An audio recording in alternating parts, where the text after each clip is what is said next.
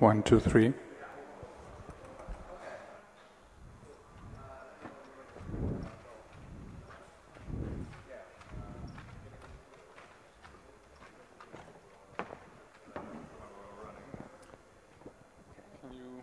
Yeah, so let's yeah. Still working. Yes, set up.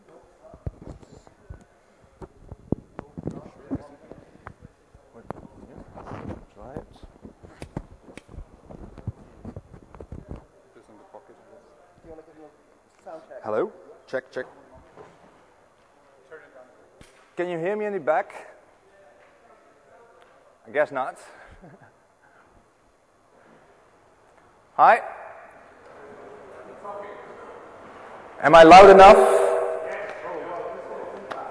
Maybe some... Okay. So, this is your 1 minute warning. If you're loitering outside, come in. Otherwise, you'll miss the first bit.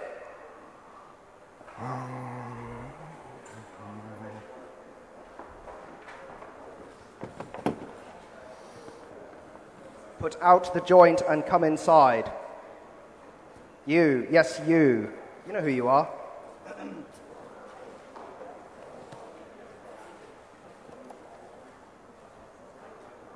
Right, I think we'll give it 30 seconds here. Yeah. That's cool. While you go to...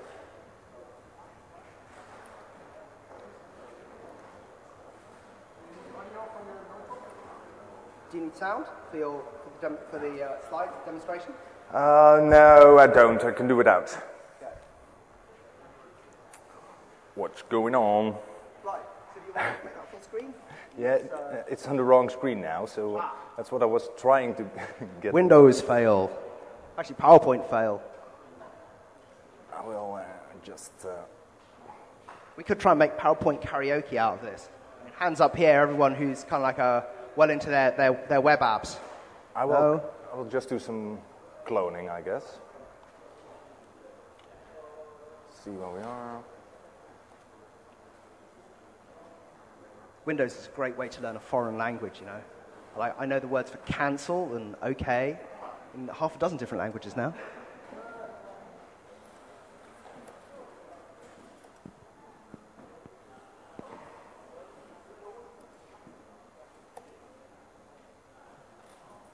Rolling hills, blue sky. Fonts. Kind of looks like outside. Let's see what it's going to do now. So that's not what I'm looking for. Victory for Zim? No. I want to do some cloning, but... Oh, okay. Well, in best con tradition, I think it's going to have to. We can be a minute late while you mess around with this. Yeah, well, we're just going to do it this way, so I'm sure that everything pops up there. Okay, excellent, excellent. So, on a very hot and sweaty afternoon, we have for your pleasure and education, Jacco van. Now, this sounds a bit like towel, but... It does. Jacco van Tuijl. Jacco van Tuijl. So can I have a big round of applause, please, for Jacco? Take it away. Thank you.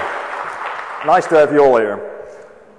Because a lot of big companies, even security companies and big financial institutions, still fail to fix even the simplest of programming mistakes in their software, I think it's wise to again give some more information about these old and well-known vulnerabilities that are still found a lot in web applications.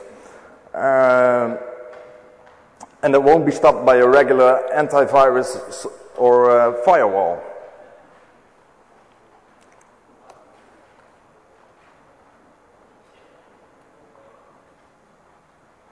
Okay. So, as they already told, I'm Jacco, and for the next 45 minutes I'll be giving you a presentation about the insecurity of web applications. I will be speaking about some common vulnerabilities that I've come across anno 2009, and I will discuss how to exploit them and what the impact is of these common vulnerabilities.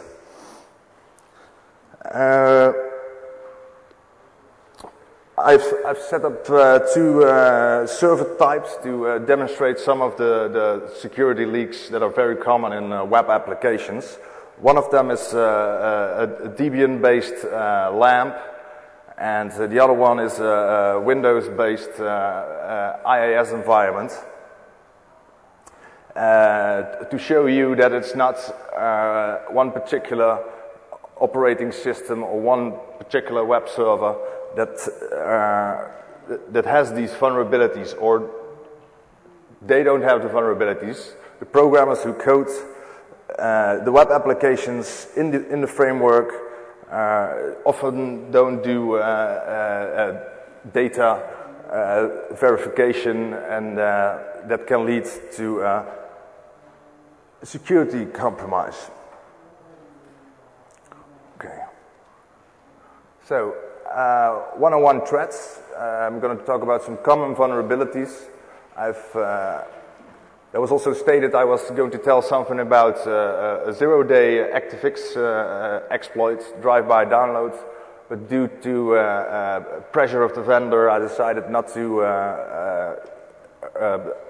make it public today. So, due to the fact I have some less content than I was supposed to have, but I will try to fill it up with some more examples. I think we'll have more than enough information for the next 45 minutes. Okay, first it's good to know what is a web application. What happens when you enter a URL at your client, the Internet Explorer, Firefox, or something else. It sends an HTTP request to the web server, and on the web server, the server-side code starts running. The server-side code will get the data from the storage to produce the HTML response, and will send it back to the client. The client will load the HTTP response into the DOM, the document object model, and then renders it to your Explorer. Okay, the common vulnerabilities. We'll start with XSS. XSS stands for cross-site scripting, and is one of the most common vulnerabilities found these days. About 60% of all the vulnerabilities found are XSS related. I see I also have a cross-site scripting in my page. Okay, there's some different types of cross-site scripting. We have the persistent, the non-persistent, the DOM-based. I'm going to talk about some payloads that can do some interesting things. I'm going to point you to some tools and show you some of how they work. I'm going to discuss some filter evasion techniques, especially for XSS. Okay, persistent and non-persistent cross-site scripting are also called stored or reflective cross-site scripting. First we're going to talk about the non-persistent